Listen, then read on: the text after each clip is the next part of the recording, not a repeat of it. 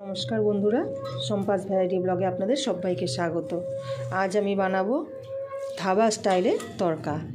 ताहले आमी तड़काटा भिजिए रेखेछिलाम 4 থেকে 5 घंटा। एबार एटा आमी भालो करे धुए नेब। धुए तारपर आमी कुकारे 2 থেকে 3টে सीटी दिए नेब।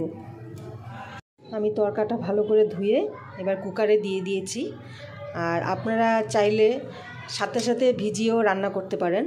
और प्रथमे आगे भिजाले कि हय सेद्धटा ताड़ाताड़ी हय और 2টো सीटी दिलेই হয়ে যায়। আর দেরি যখন রান্না করবেন তখন যদি ভিজানো হয় তাহলে সিটিটা একটু বেশি দিতে হবে। তাই আমি কি করেছি 4-5 ঘন্টা আগে ভিজিয়ে রেখেছিলাম। এবার এটা আমি কুকারে 2 থেকে 3টে সিটি দিয়ে নেব। তরকাটা বয়েল হয়ে গেছে আর দেখুন খুব সুন্দর সেদ্ধ হয়েছে। আর ঠিক আমি 2টো সিটি দিয়েছি, আমার 3টে সিটি দিতে হয়নি। আর ভিজিয়ে রেখেছিলাম বলে 2টো সিটিতেই হয়ে গেছে। আর এদিকে আমি কড়াই বসিয়ে দিয়েছি। আর এখানে আমি 4টে মাঝারি সাইজের পেঁয়াজ কুচিয়ে নিয়েছি। আর এখানে রসুন ঘষে নিয়েছি আর এটা কুচিয়ে নিয়েছি। এটাও রসুন, আমি একটা গোটা সাইজের রসুন নিয়ে হাফ হাফ করে হাফটা ঘষে নিয়েছি আর হাফটা কুচিয়ে নিয়েছি। আর কোচানোর কারণটা হলো কারণ রসুনটা পুরো ভেজে লাল করে ভেজে এবার তরকাতে দিলে যখন মুখে তরকাতে পড়বে, খাওয়ার সময় মুখে পড়বে, তখন তরকারির স্বাদটা একটু বেড়ে যায়। তাই এটা আমি কুচিয়ে নিয়েছি। আর এখানে আমি আদা ঘষে নিয়েছি। আর আপনারা চাইলে কুচিয়ে দিতে পারেন, আমি ঘষে নিয়েছি। আর সব কুচানো দিয়েই তরকাটা করতে হয়। আর তরকায় বাটা মশলা দিলে ভালো লাগে না। এবার আমি কড়াইয়ে পরিমাণ মতো তেল দিয়ে দিচ্ছি। তেল গরম হয়ে গেছে। এবার আমি এখানে 4টে তেজপাতা আর 4টে শুকনো লঙ্কা দিয়ে দিচ্ছি।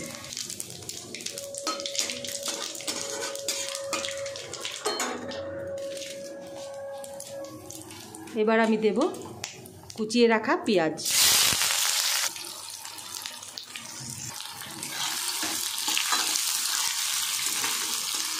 রাঁধুনি ফোড়ন দেওয়ার কারণটা হলো রাঁধুনি ফোড়নে দিলে তরকার টেস্টটা আরও বেড়ে যায়। আপনারা একবার রাঁধুনি ফোড়ন দিয়ে তরকা খেয়ে দেখবেন, তারপর আমাকে কমেন্ট করে জানাবেন। পেঁয়াজটা ফ্রাই হচ্ছে, পেঁয়াজটা একটু আমি লাল করে ফ্রাই করে নেব। আর এদিকে আমি ছোট কড়াইটা বসিয়ে দিয়েছি আর ঠিক 1 চামচ তেল দিয়েছি। এখানে আমি কুচিয়ে রাখা রসুনটা একদম লাল করে ফ্রাই করে নেব।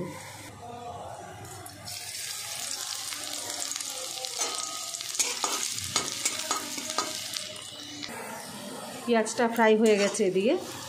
এবার আমি এখানে ঘষে রাখা রসুন আর আদাটা দিয়ে দেব। আদাটা দিয়ে দিলাম, এবার রসুনটাও দিয়ে দিলাম।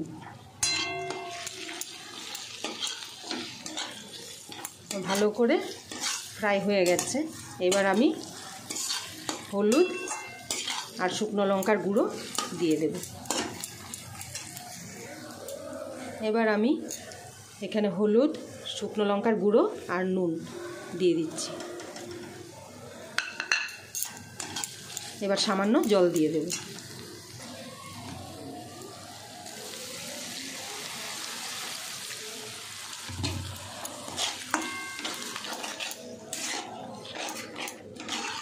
এবার এটা একটু ভালোভাবে ফ্রাই করে নেব। এবার আমি কুচিয়ে রাখা একটা টমেটো দিয়ে দিচ্ছি।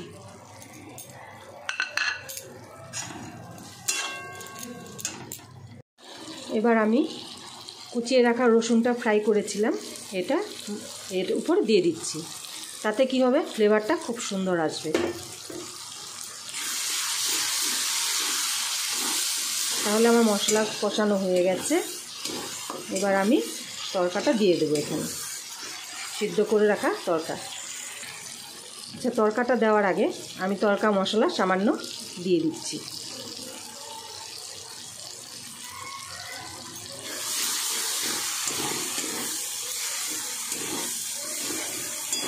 এবার আমি তরকাটা দিয়ে দেবো। মশলা কষে গেছে ভালো করে। এবার আমি তরকাটা দিয়ে দেব।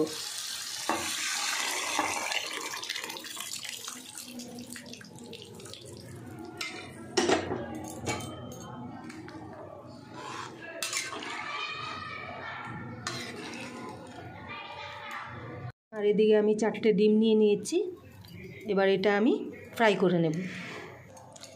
কড়াইয়ে তেল দিয়ে দিয়েছি, এবার ডিমটা ছেড়ে দেব।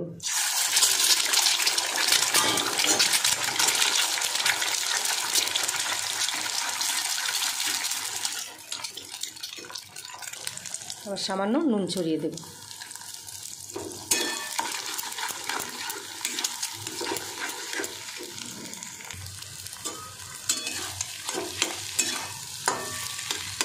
ডিমটা আরেকটু লাল করে ফ্রাই করে নেব।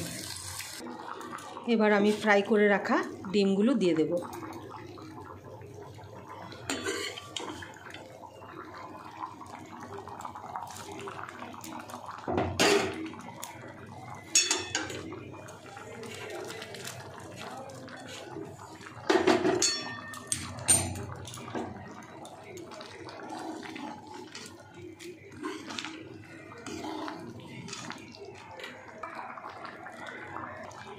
এবার আমি কুচিয়ে রাখা ধনেপাতাটা দিয়ে দিচ্ছি।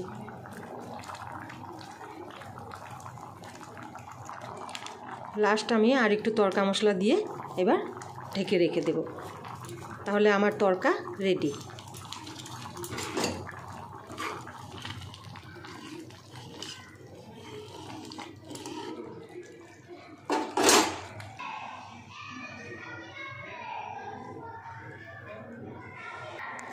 তাহলে আমার তড়কা রান্না হয়ে গেছে। আর আপনাদের আমার আজকের ধাবা স্টাইলের তড়কা রেসিপি কেমন লাগলো আপনারা কমেন্ট করবেন। আর ভালো লাগলে সাবস্ক্রাইব করবেন, আর লাইক একটা অবশ্যই করে দেবেন। তাহলে আজকের ভিডিওটি আমি এখানেই শেষ করছি। দেখা হচ্ছে নেক্সট ভিডিওতে।